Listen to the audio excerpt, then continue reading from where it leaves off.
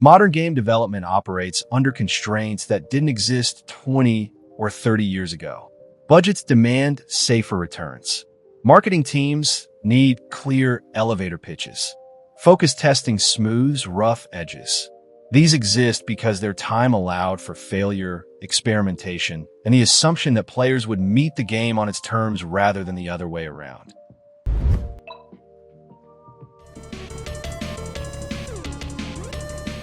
Shin Megami Tensei 2 is a game about killing God in a post-apocalyptic Tokyo where moral alignment determines which factions you can access, and wrong choices lock you out of entire story branches permanently. Released in 1994 for Super Famicom, this is a JRPG where the law ending has you enforce authoritarian theocracy. The chaos ending embraces social collapse through strength, and a neutral ending rejects both in favor of messy human autonomy. Every dialogue choice and quest shifts your position on the law-chaos axis. Drift too far, and NPCs refuse to speak. Demons won't join. Entire dungeons become inaccessible. The game tracks this invisibly and never warns you.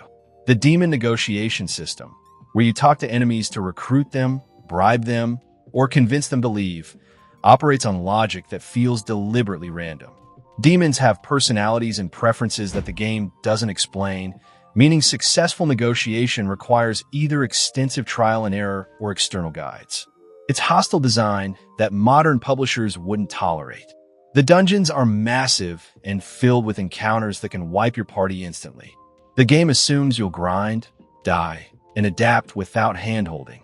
The sequel becomes genuinely impossible in modern context because of the moral framework. The game doesn't present clear good and evil. It presents three ideologies and forces you to choose, knowing that every option has terrible implications. Modern Western publishers especially would struggle with a game that asks you to enforce religious totalitarianism as a viable ending. The series has softened these edges considerably since. The lack of compromise is what makes it impossible to replicate today.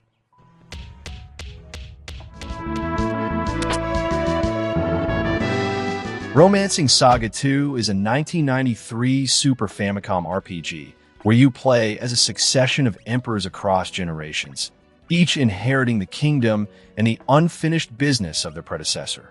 Characters die permanently, but progress carries forward.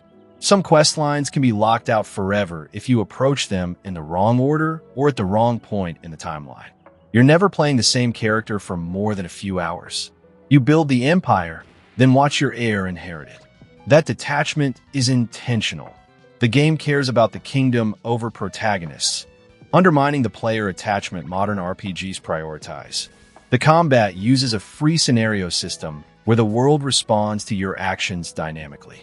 Ignore a problem and it escalates. Clear dungeons in the wrong order and later areas become inaccessible.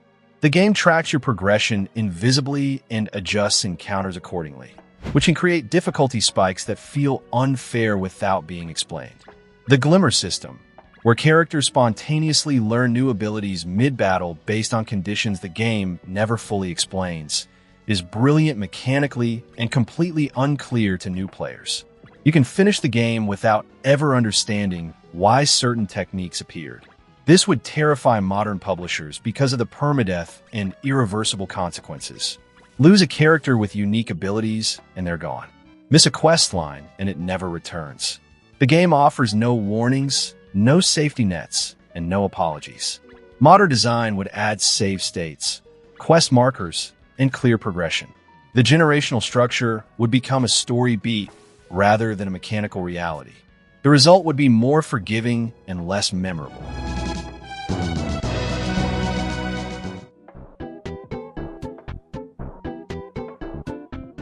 Earthbound is a JRPG about suburban kids fighting aliens with yo-yos and baseball bats in a version of America seen through Japanese cultural perspective, and the tone shifts between sincere sentiment and surreal horror without warning. Released in 1994, this is a game where you fight hippies, possess taxis, and abstract entities, and the final boss is a psychic fetus that damages you by triggering intrusive thoughts. It is fundamentally a Japanese game about America, creating uncanny valley where recognizable elements exist alongside deeply strange tonal choices. Modern localization smooths these edges. The game leans into them. The difficulty spikes inconsistently. Early game is punishing. Mid-game is trivial if you grind. The final dungeon is brutal without proper preparation. Modern design smooths difficulty curves aggressively, while here the curve is all spikes. The writing is the reason for its cult status. It's funny, melancholic, occasionally horrifying, and totally committed to its own strangeness. NPCs say things that feel improvised. The dialogue has personality that most JRPGs scrub away in pursuit of clarity. The game trusts you to appreciate weirdness without explanation, but it's impossible to market. It's not cute enough for families. It's too strange for mainstream JRPG fans. The cultural collision doesn't translate into pitches. Nintendo struggled to market it in 1994. They'd struggle harder now. The game bombed commercially and became a cult classic through word of mouth and emulation. Modern publishers don't fund commercial failures, hoping for cult status later. They fund guaranteed returns. And Earthbound guarantees nothing except strangeness.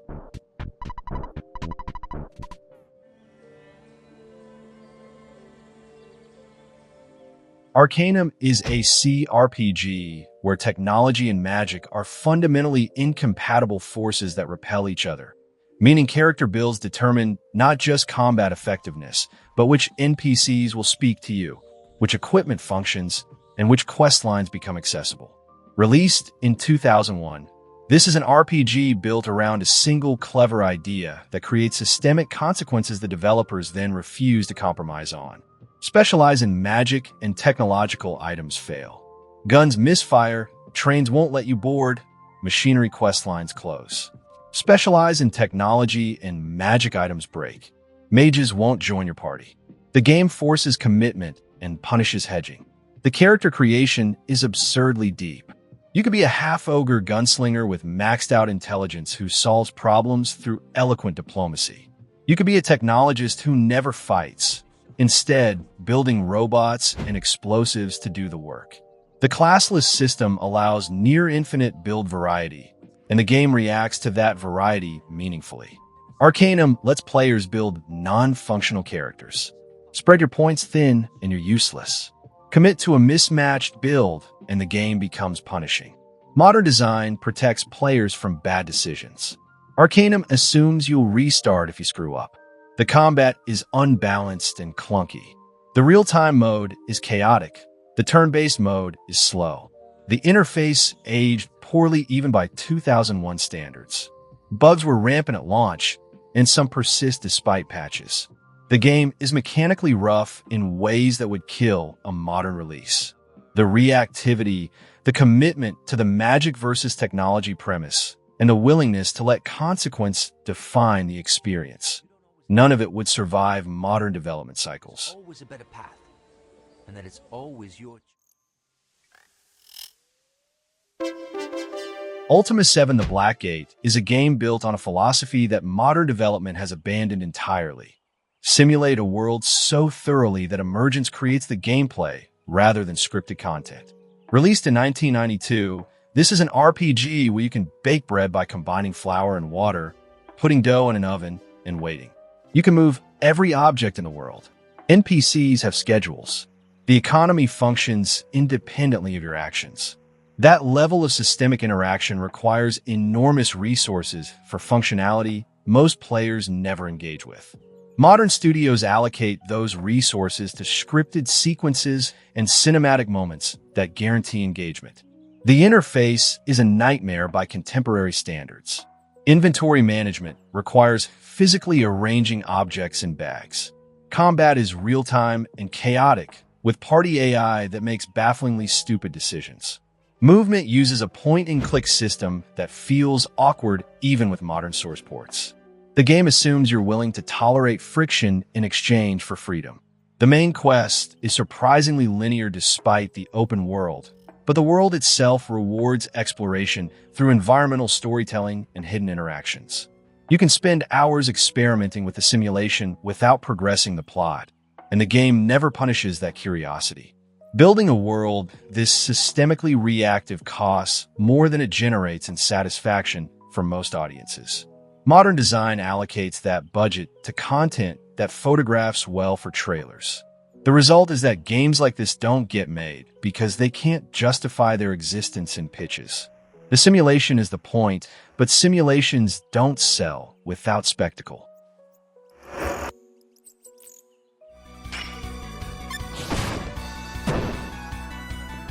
Saga Frontier is what happens when a studio gives a director near total creative freedom, and he uses it to build 7 separate campaigns with minimal connective tissue, each operating under different mechanical assumptions. Released in 1997, this is a game where one campaign is a superhero story, another is about magical girl transformation, and a third is about a sentient robot discovering free will. There's no clear leveling. Characters grow through semi-random stat increases after battles. Magic is absorbed from enemies. Weapon skills awaken mid-combat based on hidden formulas. The game explains almost none of this. Each campaign has different length and scope. Amelia's revenge story is tight and focused. T260G's robot adventure sprawls across multiple planets. Some campaigns intersect, others don't. The world design assumes you'll play multiple times to understand how everything connects, and even then, large sections remain deliberately mysterious. Where Saga Frontier crosses into genuine hostility is obtuseness. Critical mechanics are hidden. Optimal progression paths require external knowledge. Certain character builds become unwinnable if you make wrong choices early. The game trusts you to figure it out or consult a guide, which is design philosophy no modern publisher would defend. The freedom is real, though. Building a team from dozens of recruitable characters, experimenting with skill combinations, and discovering the handful of secret characters hidden across campaigns creates genuine discovery that tutorialized games can't replicate. Modern design would unify the campaigns, explain the systems, and smooth the difficulty. The result would be more accessible and far less interesting.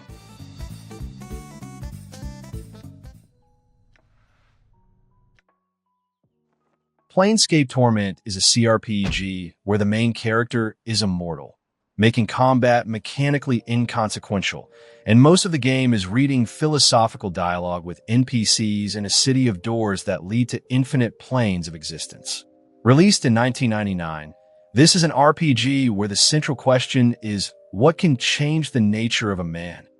And the gameplay is designed to explore that question through text rather than action. The word count is staggering, over 800,000 words. Conversations stretch for dozens of minutes. Some of the best content involves standing in one location, talking to a skull for an hour.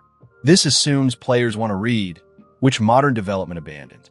The combat is cursory and forgettable. The Infinity Engine handles it, but it never cared about combat.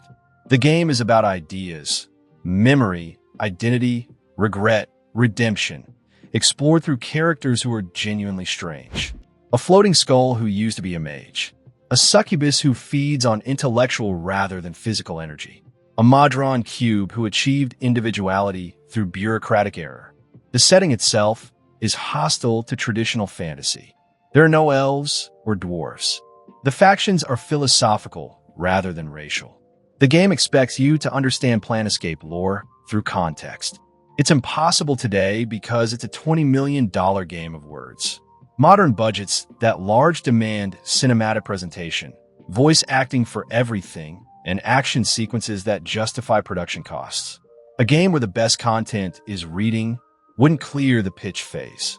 The enhanced edition exists because the original did. Nobody would fund the original today.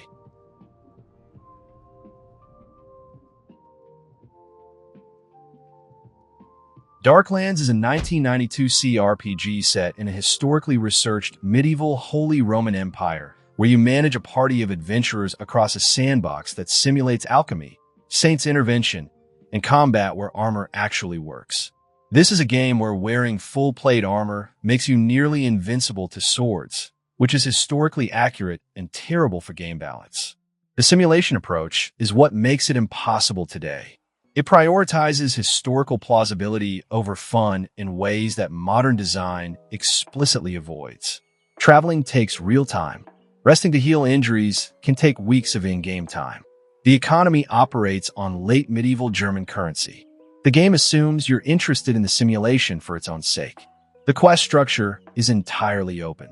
You pick your own goals, join a guild, hunt bandits, investigate witch covens, seek legendary artifacts. There's no main quest line beyond survive and prosper. The game ends when you retire your party, which you can do at any time. Modern design demands clear objectives and authored progression. This offers neither. The interface is a disaster, even by 1992 standards. The real-time combat with pause is clunky and difficult to control. Character creation is dense and offers minimal guidance. The game was buggy at launch and remains unstable on modern systems without community patches. This game becomes genuinely impossible to replicate in niche appeal. The historical simulation, the religious mechanics, the refusal to build around a traditional narrative structure, all of it targets an audience that modern publishers don't believe exists at profitable scale. The devs took a risk because the 90s PC market allowed for it. That market doesn't exist anymore.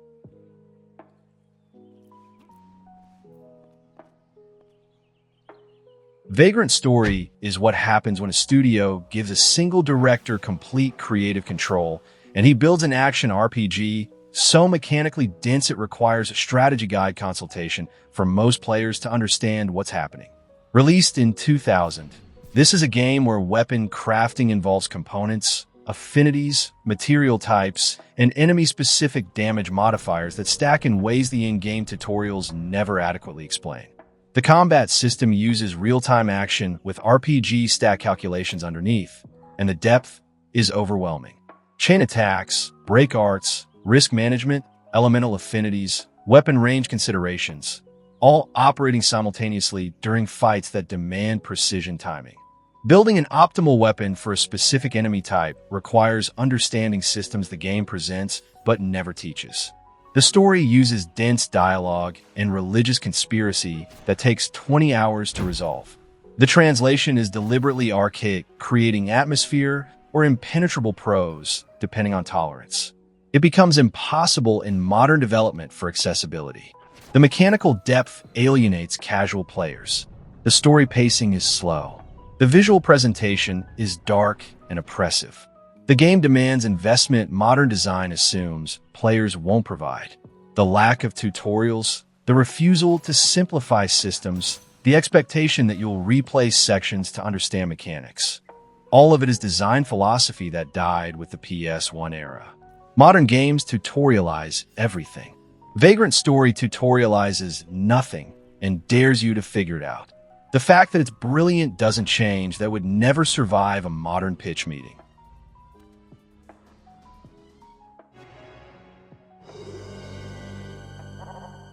Xenogears is the textbook example of ambition exceeding resources, and it's a miracle it exists at all. Released in 1998, this is a JRPG with a 60-hour campaign where the second disc abandons traditional gameplay almost entirely, replacing dungeons and exploration with static character portraits narrating what happens while you watch. The final third of the game is essentially a visual novel because Square ran out of budget and time. No publisher would allow a game to ship half-finished today. This exists because the PlayStation era let developers fail upward. Take the money, ship something, deal with consequences later. It's impossible to replicate because of the narrative density. The story spans 10,000 years of history, involves reincarnation across multiple timelines, critiques organized religion through direct Gnostic references, and builds toward a final act where you fight God in a giant mech. The script is hundreds of thousands of words. Some plot threads resolve, others don't. The combat mixes turn-based mechanics with fighting game inputs and mech battles under different rules. The gear customization is deep but poorly explained. The pacing can get really slow. Xenogears earns its cult status for its thematic weight.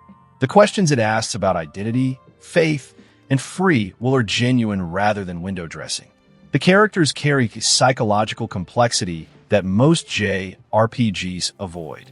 The writing is pretentious, yes, but it's earned pretension built on actual ideas. Modern development would smooth those edges, finish that second disc, and probably cut half the philosophy. The result would be more playable, but far less interesting.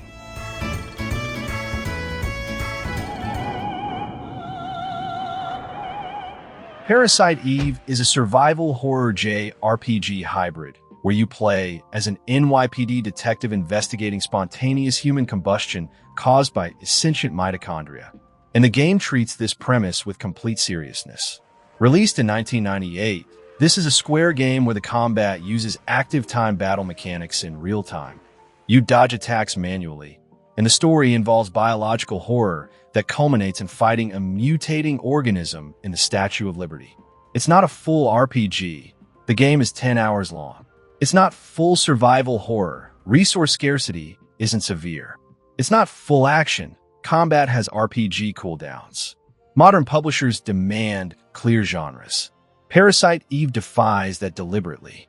Enemies are mutated humans and animals, emphasizing biological wrongness. The opening involves an opera audience bursting into flames. The game leans into horror, but the tone is distinctly 90s Japanese, strange, atmospheric, and deeply weird. The equipment system involves modifying guns and armor with biological components harvested from enemies, which creates a thematic loop where you're using the enemy's biology against them.